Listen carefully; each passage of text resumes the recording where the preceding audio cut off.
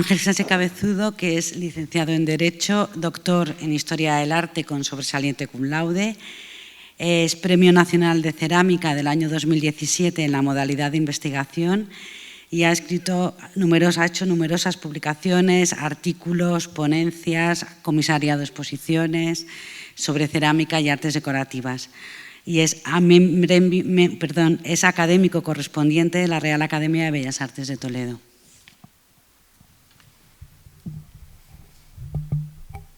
Buenas tardes, muchas gracias, Elisa, por tu presentación.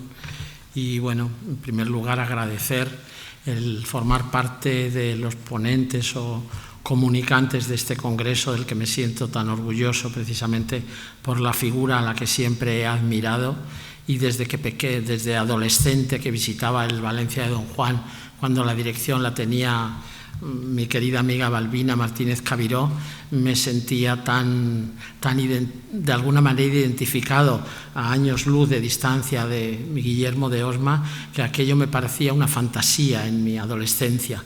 Y bueno, después he podido ver que, aunque lo considero ya más real, pero sigue siendo fantástico lo que hizo Guillermo de Osma.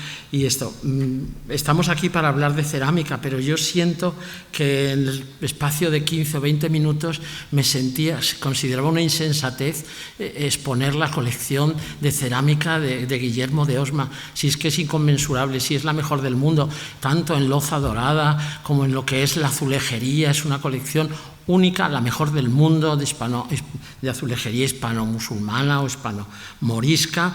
Y luego después entonces cogí una puerta lateral para no poder espachurrar el tema, y entonces voy a hablar un poco de los amigos y contertulios de don Guillermo de Osma, y haciendo algún hincapié en los que se centraron más en la cerámica.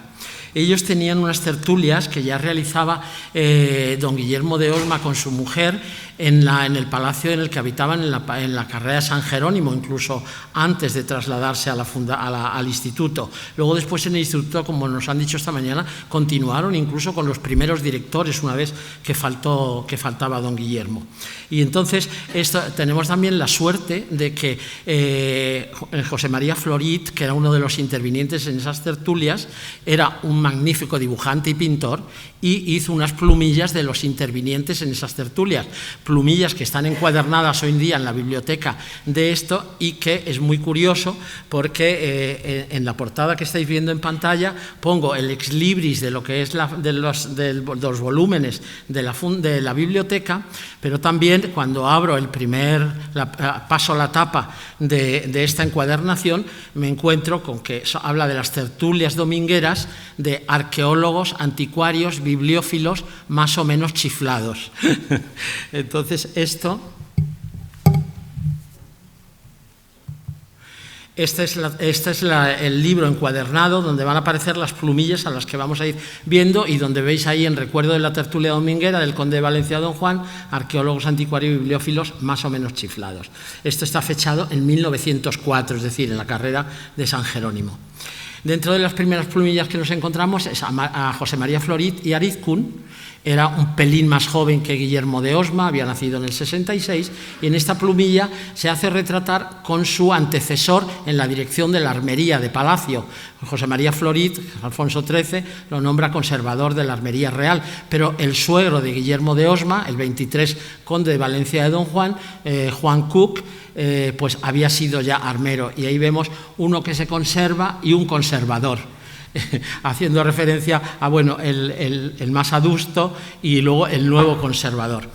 José María Florit, además de pintor, como vamos a ver, y magnífico dibujante por las plumillas, que todas son de su mano, era conservador de la armería real. Interviene además, esto es muy importante, era un gran conocedor de las artes decorativas, y cuando Alfonso XIII se abre al turismo el monasterio del Escorial, justo en los últimos años del siglo XIX, pues le encarga la repristinación de los aposentos reales de Felipe II, y se encarga para ello de llevarlo a cabo de la manera más fiel posible. Realmente eligió a la persona que quizá mejor conocía aquellos estos. Y además tenía José María Florit una gran pasión por la cerámica, porque él, una de sus ideas era que se volviera a componer la colección de cerámica del Escorial, de priores y de botica, que se había dispersado después de la desamortización del siglo XIX.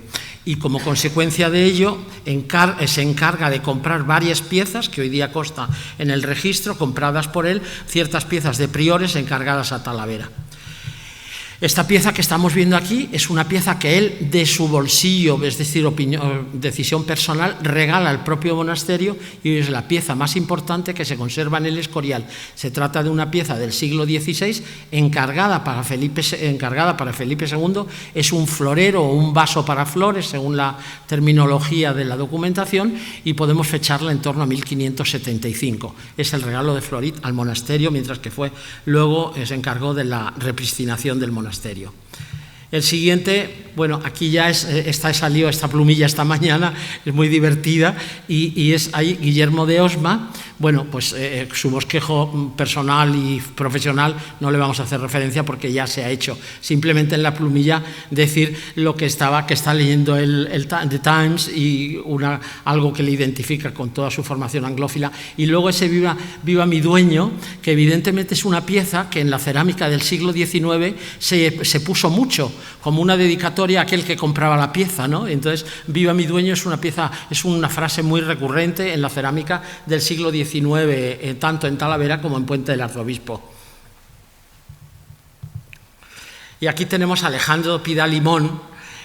Bueno, fue presidente del Congreso de los Diputados, ministro de Fomento, escritor, historiador, director de la Real Academia Española, embajador ante la Santa Sede y coleccionista de arte. Creo que este pequeño bosquejo que vamos a hacer de aquellos contertulios del conde nos van a dar idea de cómo eran sus relaciones, su amistad, su influencia, con qué personajes se relacionaba. Es muy curioso esta plumilla porque está leyendo Alejandro Pidal y Mon en una actitud piadosa, está leyendo el poema del Cid y luego pone debajo: verdadera y milagrosa imagen del beato Pidal y Mon de la Orden de Predicadores. Bartolomé Esteban Murillo pintó y copió José María Florit. Entonces, bueno, la ironía es constante en estas plumillas. La siguiente, el otro personaje también interesantísimo, Antonio Vives y Escudero, había nacido 4 o 6 años después de don Guillermo de Osma. Se forma en la Escuela Superior de Diplomática, obteniendo el título de archivero, bibliotecario, arqueólogo. Fue catedrático de numismática y epigrafía en la Facultad de Filosofía y Letras en 1911, reputado arabista. Realizó el catálogo monumental y artístico de las Islas Baleares, así como el excepcional catálogo de las monedas españolas, la moneda hispánica, coleccionista de arte, destacando su colección de bronces que hoy está en el Museo Arqueológico Nacional. Fue el segundo director del Instituto Valencia de Don Juan al fallecimiento de don Guillermo de Osma. Y es, bueno, muy curioso también, se hacen traducciones del árabe con prontitud, aseo y economía. Se vende melinita contra museos arqueológicos. Se compra y cambia toda clase de telas, monedas, muñecos de bronce, cacharros, como si fuera una almoneda. Y el siguiente, este es el embajador de Rusia en Madrid. Había nacido un poquito antes que don Guillermo, en 1839, fallece en 1906, pero fue diplomático evidentemente en Madrid, excelente coleccionista de pintura, escultura, orfebrería, cerámica y marfil. Y como ejemplo de esto vais a ver las piezas que este señor, Dimitris Stevits, coleccionó. El cáliz que veis ahí es un cáliz posiblemente con punzones de Segovia, hacia 1525, hoy está en la Hispanic Society de Nueva York, porque muere en 1906, y en 1908 un marchante de París compra toda su colección y la distribuye por todo el mundo, y va a parar a la Hispanic Society el cáliz. El plato que vemos en el centro de loza dorada hacia 1515 también está en la Hispanic, y luego este mortero que está en el Metropolitan de New York. Es un mortero posiblemente siria hacia 1950. Eso da idea del nivel del coleccionista de este embajador ruso. Y luego tenemos a quien Alfonso XIII encarga, es bibliotecario mayor de la Biblioteca Real, a Juan Gilberto López de Valdemoro y de Quesada, conde de las Navas.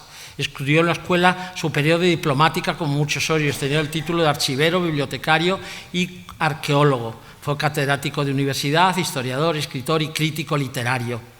Como os he dicho también, conservador de la Biblioteca Real. Aquí simplemente pone el gallito de los bibliófilos y bibliófilo de los gallitos.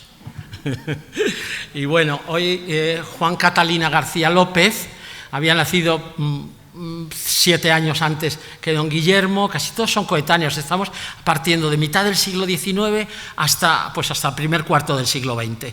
Todos tienen los que nacieron 6 años después mueren casi 6 años después que don Guillermo, o sea que casi se puede sacar también un estudio antropológico o médico de la Edad Media de estos personajes. Don Juan Catalina García López, bueno, estudió en la Universidad de Madrid, cursó Filosofía y Letras, y en la Escuela Superior de Diplomática obtuvo el título de archivero, bibliotecario y arqueólogo. Obtiene la cátedra de Arqueología y Ordenación, y en 1900, al cerrarse la Escuela de Diplomática, ocupó la cátedra de Arqueología, Epigrafía y Numismática en la universidad. Fue director del Museo Arqueológico Nacional de 1900 hasta 1911, en que fallece. Hoy precisamente es el día de Santa Catalina de Alejandría y lo representa aquí, haciendo alusión a su segundo nombre, Catalina, pues con una representación de la Virgen Mártir Santa Catalina de Alejandría.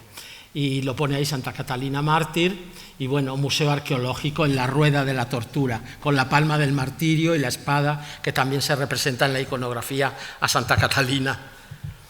Bueno, Narciso Centenachi Cabañas también se ha referido esta mañana porque fue el director del Museo de Artes de Reproducciones Artísticas, del museo después desaparecido. Era también otro de los fundamentales en las tertulias, fue licenciado en Derecho y Filosofía de Letras, se tituló en la Escuela Superior de Diplomática, fue pintor y escultor, formándose en la Escuela de Bellas Artes de Sevilla. En 1907 ingresa en la Real Academia de San Fernando, director del Museo de Reproducciones Artísticas. Tuvo una gran amistad además con José Gestoso, del que nos acaba de hablar Alfonso, en Sevilla, y con José Ramón Mélida, miembro también de las tertulias domingueras. Y ahí pone escultura muy maltratada del Museo Arqueológico Nacional. Aparece como Centenach Christmas. Y bueno, el siguiente, Pablo Bosch y Barrau, otros 2 hermanos, también coleccionistas de primer orden, fueron políticos, diputados, financieros, fue director del Banco de Madrid e intervino en los primeros negocios de la telefonía en España. Fue un hombre adinerado, pudo hacer una colección espléndida de arte, destacando su colección de pintura y de numismática. Fue miembro fundador de la Sociedad de Amigos del Arte, una sociedad que tanto hizo también por las artes decorativas en la primera mitad del siglo XX, miembro del patronato del Museo del Prado, persona culta y conocedora ya de los museos europeos en aquel momento. Cuando a su fallecimiento muere sin hijos y lega al Museo del Prado aquellas obras pictóricas de su colección que el patronato considere dignas de las colecciones del museo. Vivía en la calle Serrano 61 y se llevaron 80 obras, entre las cuales había además de flamencos de primera magnitud. Había también Alonso Cano, Goyas, en fin, firmas de primer mano. 80 obras están en el Museo del Prado que eran de su colección. Este es José María Fontaguti Aguilera, marqués de Valverde, y bueno, vende al instituto 2 piezas arqueológicas importantísimas: el bronce sacrificial que se conserva y el fragmento de la diadema castrense de Moñes. Pero luego además hizo 17 operaciones de ventas con diferentes objetos al instituto. De ahí quizá la caricatura en la que se le identifica con el símbolo de Mercurio, el dios del comercio, debajo del brazo, y se dice fresco griego, que dicen ha comprado un anticuario hebreo y está bien conservado. Representa a Mercurio y según fue hallado en el propio Madrid, calle del Prado, que era donde vivía. O sea que le identifica como un comerciante y con el símbolo de Mercurio, el dios del comercio. Este Eduardo Bosch es el hermano de Pablo Bosch, del que donó 80 obras al Prado de primera magnitud, un coleccionista espléndido también, con una colección de cerámica tanto española como italiana de primera magnitud, llegando a reunir unas 300 piezas de cerámica. Fue heredero universal de su hermano Pablo y gestionó el legado con el Prado. También fue un gran coleccionista, diplomático de profesión, y ahí se le representa dentro de un pigante de esmaltes del siglo XVII. Y luego ya Rafael de Aguón y Guardamino, que acaba de hablar ahora también Alfonso, es el marqués de Laurencín. Fue un doctor en Derecho, senador del Reino, experimentado, bibliófilo, especialista en órdenes militares. Por eso en la plumilla que le hace están las cruces de la Orden de Santiago, de la Orden de Malta, de la Orden de Calatrava, y fue ministro del Consejo y Tribunal de Órdenes Militares y formó una espléndida colección de azulejos que posteriormente vendió al marqués de Viana y hoy se puede admirar y visitar en el Palacio de Viana en Córdoba. Enrique Leguina y Vidal, barón de la Vega de Oz, fue un especialista en armas, especialista en esmaltes y armas, con numerosas publicaciones como Las espadas de Carlos V o el glosario de voces de armería. Su discurso de ingreso en la Real Academia de Historia fue La espada española. Pero es muy curioso porque en este croquis que pinta Plumilla Florit lo pone croquis para una espada de honor para un ex gobernador. Él había sido gobernador provincial, pero es que en la margen derecha del dibujo pone Benvenuto Cellini fecit y José María Florit copió. Bueno, aquí tenemos a un espléndido coleccionista de cerámica española, de Talavera fundamentalmente, don Félix Boix y Merino. Fue ingeniero de caminos, es la excepción casi en la formación humanista o de letras, porque su formación de Boix también es humanista, desde luego, fue ingeniero de caminos, fue director de los ferrocarriles del norte de España y director del canal de Isabel II de Madrid. Tuvo un gran interés en el arte y el coleccionismo, formando excelentes colecciones de cerámica española que hoy se encuentran en el Museo Arqueológico Nacional, en el Museo de Cerámica de Barcelona o el Museo del Diseño, como vamos a ver, y que luego ingresó en la Real Academia de San Fernando. Si vemos la plumilla, como era director de los ferrocarriles del norte, lo monta en una locomotora de vapor y pone Camino de Talavera en pos de alguna sopera. Bueno, estas son piezas hoy día en el Museo Arqueológico Nacional y en el Museo del Diseño de Barcelona, anterior Museo de Cerámica, que vemos la importancia. Precisamente la pieza de arriba del centro es igual que la que Florit había regalado al monasterio del Escorial. Piezas de primera dimensión de lo que es las producciones de Talavera del siglo XVI y XVII. Y luego, ya para ir acabando, Pelayo Quintero y Atauri cursó la carrera de Derecho y de Historia, fue pintor y escritor y destacadísimo arqueólogo, estudió dibujo en la Escuela de Artes y Oficios, catedrático en la Escuela de Bellas Artes de Sevilla y director del Museo de Bellas Artes de Cádiz. Había nacido en Uclés, en Cuenca. Por eso le pone ahí, abajo, en la plumilla, le pone el cronista de Uclés. Y como había sido escritor y pintor, en la pared vemos una paleta de pintor con los pinceles colgada y está como un amanuense escribiendo en un pupitre en la plumilla. Fue un arqueólogo magnífico, unió Cuenca realmente las excavaciones de Segóbriga con las grandes excavaciones de Cádiz, acabó siendo director del Museo de Bellas Artes de Cádiz. Otra persona excelente en el panorama cultural. Ya nos quedan dos: don Francisco de la Iglesia y Auset, licenciado en Derecho e Historia, político liberal conservador, destacado coleccionista en especial de porcelana de Buen Retiro, elaborando él mismo su catálogo en 1908.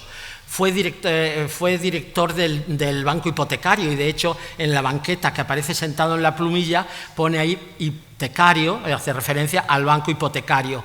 Y luego, hasta qué genialidad, que en la parte de arriba los símbolos, esa flor de lis que vemos era el símbolo de las porcelanas de Buen Retiro, de la fábrica de Buen Retiro. Y luego Florit 1904, como marca de la plumilla, que es el símbolo de las porcelanas de Buen Retiro. Hoy día su colección está en el Museo Municipal de Madrid. Y ya el último, que hay muchos más contertulios, pero he tenido que acotarlo, es don Manuel Gómez Moreno. Fue arqueólogo, historiador del arte, catedrático de universidad, director general de Bellas Artes, académico de la Historia de San Fernando, primer director del Instituto Valencia de Don Juan, al fallecimiento de Guillermo de Osma. O sea, cuando fallece don Guillermo, él asume la dirección del instituto, y realmente también hay que agradecer que gran parte de la colección de arqueología se compró durante su mandato, durante su dirección, mejor dicho, del instituto, o sea que también colaboró y aportó muchísimo a lo que es el instituto, además de la proyección que este hombre tenía en el mundo cultural. Lo pone ahí como el arabista, con grafía árabe, y moro de gran cultura visto a través del arco de herradura. y bueno, pues esta es también Gómez Moreno, fue coleccionista, su colección hoy se conserva en el Carmen Rodríguez Acosta de Granada, y vemos ahí pues una obra de Alonso Cano, Santo Domingo Insoriano, un relieve de Juni y unas piezas de cerámica, pero vemos la disparidad, pero la formación de esta gente, que era capaz de comprar una cerámica griega y una cerámica de Fajalauza, que era su tierra, Granada, ¿no? Y una pieza más o menos popular, una pieza tan culta o exquisita de las producciones griegas. Bueno, era como era esta gente tan diversa y tan espléndida. Yo, antes de concluir, sí quería decirles que, haciendo un retrato robot de todas estas personas que hemos visto con tertulios, que hay muchos más, pero que no he podido traer, pues nos damos cuenta que tenían una formación jurídica, histórica, arqueológica, que muchos de ellos estudiaron en la Escuela Superior de Diplomática, obteniendo el título de archiveros, bibliotecarios y arqueólogos. Otros fueron también de propia mano pintores y escultores formados en las incipientes escuelas de Bellas Artes. Colaboraron todos en periódicos especializados sobre arte, historia, arqueología, con artículos. Además, son todos ellos autores de ensayos, de diferentes publicaciones.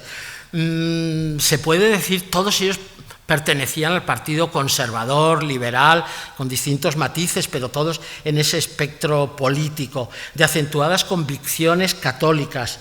Muchos de ellos vinculados a la política, ministros, presidentes del Congreso. Todos ellos, de una manera o de otra, fueron coleccionistas, por lo cual las conversaciones y la tertulia estaba siempre asegurada. Fueron miembros, evidentemente, de casi todas las academias, las reales academias que existían en el momento. Y retomando un poco las palabras de la magnífica ponencia de Alfredo Pérez de Arminián de esta mañana, que ha hecho un análisis de Osma, decía que era un hombre de conciencia y hacía unas salvedades sobre lo que podría considerarse un hombre de conciencia. Y yo pienso, lo he estado pensando en este rato desde la ponencia de Pérez de Arminián ahora, que todas estas personas que yo he ido describiendo, que como me he metido en su biografía, que he tenido que extractar al máximo para contársela a ustedes un pequeño pues que todos eran hombres de conciencia. Y retomando un poco los hitos de lo que es eso que nos contaba Pérez de Arminián, son personas íntegras, son personas con una libertad de espíritu y sobre todo con una independencia de criterio. No se vendieron a nadie, por eso fueron tan grandes. Nada más.